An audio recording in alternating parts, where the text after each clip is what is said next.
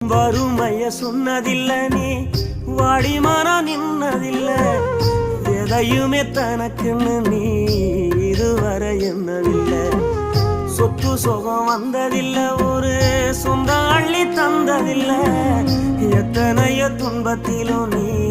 யாரையுமே நுந்ததில்லை உழைச்சி உழைச்சி நீ